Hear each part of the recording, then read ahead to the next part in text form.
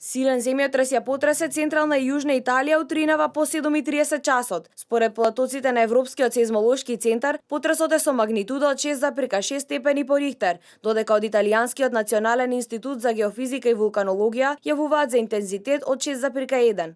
Епицентарот на потресот е на 132 км североисточно од Рим и на 67 км источно од градот Перуџа, кој беше погоден од природната катастрофа на 26 октомври.